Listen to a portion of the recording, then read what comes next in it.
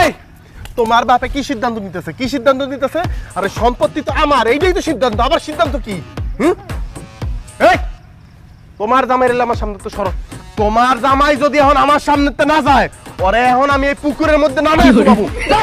আরে রাখুন তো দুলা ভাই, আমার জামাই আপনার সাথে ঝগড়াঝাটি করতে আসে না, সে আপনার সাথে বন্ধুত্ব করতে আসছে, হাত মিলাইতে আসছে। তোর জামাই আমার জামাইয়ের সাথে হাত মিলাইবো কেন? তোর জামাই না আমার জামাইরে চিরশত্রু মনে করে, তো শত্রুর সাথে হাত মিলাতে যাবো কেন? বুঝো না এইটা তোমার ছোট বোনের জামাই নতুন নাটক। না দুলা ভাই, আমি আপনার সাথে কোনো নতুন নাটক করতেছি না। আমি আপনার সাথে সত্যি হাত মিলে যাচ্ছি। আব্বা আমাদের দুজনের উপরে রেগে আছে, বলে দিচ্ছে আমাদের সম্পত্তির ভাগ দিব না। এখন যদি আমরা ঝগড়াঝাটি বাদ দিয়ে মিলা না যাই, তাহলে সম্পত্তির ভাগ আরো পাবো না। এটা অবশ্য ঠিকই কইছ দুলা ভাই, আমার জামাই যেহেতু ঠিক কথা বলছে, নিজেদের ভালোর কথা চিন্তা করে আপনারা মিলে যান, নয়তো সম্পত্তি বেশি পাওয়া তো দূরের কথা, সম্পত্তির এক টানা করিও আপনারা পাইবেন না। হরস, আমার মনে হয় কি ঝগড়াঝাটি করার কোনো দরকার নেই। তোমরা দুজন মিলা যাও, তাহলে তোমাদের দুজনের জন্যই ভালো হবে। যাও আমাদের সাথে হাত মিলাও। না না না না, ওর সাথে আমি হাত মিলাবো, ওর সাথে। আরে তুমি আর চিনো, এটার মধ্যে নিশ্চয়ই কোনো কিন্তু আছে, কোনো একটা ক্লু আছে। কার সাথে হাত মিলে নিয়ে আসছো আমারে? কি করে তোরা তো যাও, হাত মিলাও। ঘরে এনে চোখে যাও না কে? হাত মিলাও, হাত দাও। আঙ্গুর হাত দিছে, তুমি হাত পকেটের ভিতরে ঢুকাই রাখছো কেন? হাত দাও।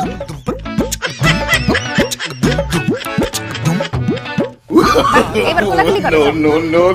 তোমার একটু পিছন থেকে ধাক্কা দিব। আমি তো তোমার আগে থেকেই ভালোবাসি, তুমি শান বেয়াদব।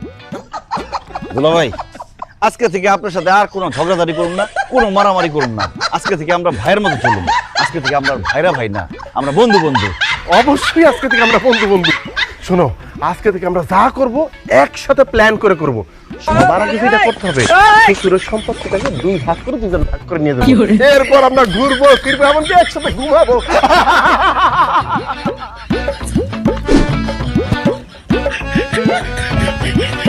হ্যাঁ আম্মা, কি করলেন এটা? দুলা ভাই বড় মানুষ, মাছের মাথা খাবে দুলা ভাই, আপনি আমার কেন দিলেন? দুলা ভাই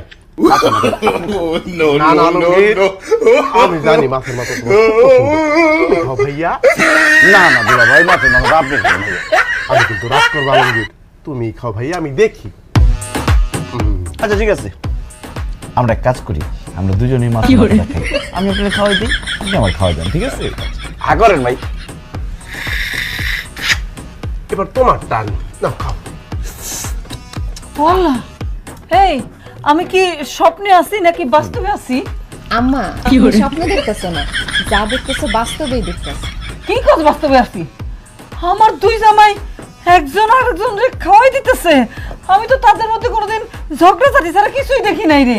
আম্মা, এখন থেকে আমাদের দুই বোনের জামাই আর ঝগড়া করবে না, তারা এখন মিলে গেছে। তারা শুধু ভাইরা ভাই না, তারা এখন বন্ধু। হ্যাঁ আম্মা, ঝগড়াঝাটি অনেক করছি। 2 দিনের দুনিয়া কে কখন মরে যায় তার কোনো ঠিক ঠিকানা আছে? এই জন্য আমি আর দুলা ভাই ঠিক করছি, এখন থেকে আমরা আর কোনো ঝগড়াঝাটি করুন না, মিলামিশা থাকুন। আল্লাহর কাছে লাখ লাখ শুকরিয়া যে আমার দুই জামাই মিলে গেছে, কার ঝগড়া ফেসাদ করবো না তারা। বাবাজি, আমি সারা জীবন এটাই চাইছিলাম যে তোমাদের মধ্যে যেন আর ঝগড়াঝাটি না হয়, তোমরা যেন মিলামিশা থাকতে পারো। কারণ তোমাদের দুজনে তো আমি মেয়ের জামাই মনে করি না, মনে করি যে আমার নিজের সন্তান। নিজের সন্তানের মধ্যে ঝগড়া ফেসাদ দিলে যেমন বাপ মা সহ্য করতে পারে না, তেমনি আমিও তোমাদের এই ঝগড়াঝাটি কোনো সময় সহ্য করতে পারি না। আল্লাহর কাছে লাখ লাখ শুকরিয়া দেবো, মিলা গেছে। আমি আজকে খুব খুশি, খুব খুশি। আব্বা, আমরাও খুব খুশি। কারণ আব্বা, আমরা আসছি তো অনেকদিন হইলো, এখন তো আমাদের যেতে হয়, আমাদের তো কাজকর্ম আছে নাকি আলমগীর? জি দুলা ভাই। আব্বা, আমরা যেহেতু মিলে গেছি এবং আপনারাও যেহেতু খুশি, তাইলে এবার আমাদের সম্পত্তিগুলো আমাদের যার যার নামে একটু ভাগ করে দিলে ভালো হয়, কি বলো?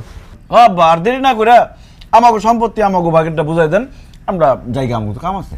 বুঝলাম না, সম্পত্তি আমি তোমাদের ভাগ করে দেবো কিভাবে? তোমাদের বললাম যে আমি আমার সম্পত্তি নিয়ে অন্য একটা সিদ্ধান্ত নিব, সেটা তো আমি নিয়ে ফেলাইছি। আমার সব সম্পত্তি আমি এতিমখানায় দান করে দিচ্ছি। কি আব্বা, কি কইতাছেন আপনি? এসব আপনার সব সম্পত্তি আপনি এতিমখানায় দান করে দিয়েছেন কেন? কারণ আমি বুঝতে পারছিলাম যে আমার এই সম্পত্তির জন্য তোমাদের দুই জামাইয়ের মধ্যে এত ঝগড়াঝাটি কাজিয়া। এই সম্পত্তি তোমাদের ভাগ করে দেওয়ার পরে আমি জানি যে তোমাদের এই ঝগড়া ব্যবসা থামবে না, আরো বাড়বে।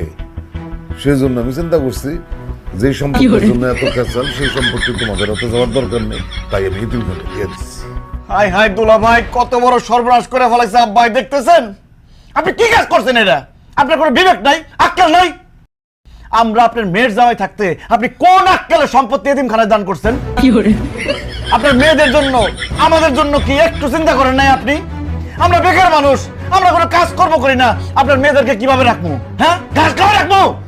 এই মেয়ে, আপনার চুলদারি কি ঘুমের মধ্যে বাকছে? এত বড় সর্বনাশটা আপনি কিভাবে করলেন? আপনার দুই মেয়ের জামাই বাঁচা থাকবে আপনি কিভাবে আপনার সব সম্পত্তি এতিমখানা লিখে দিলেন? আপনি একটা বেঈমান, আপনি একটা অমানুষ। আমি জীবনের কোনোদিন আপনার বাড়িতে আমন, আপনার চেহারা দেখব না। আপনি যদি মরেও যান না, মাটি দিতে আমি আসবো না। ধ্যাৎ।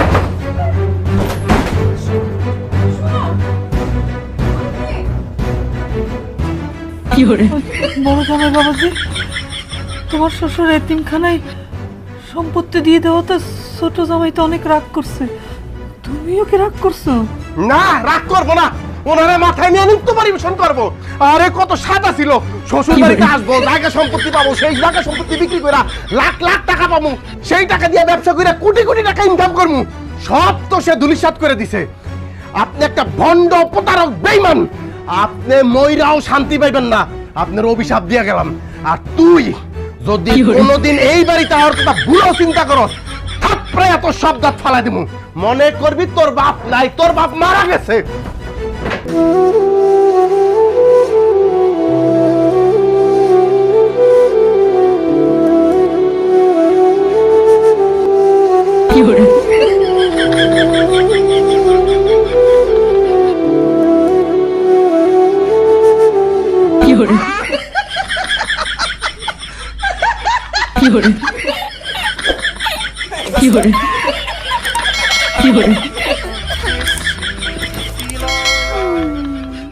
Will you subscribe?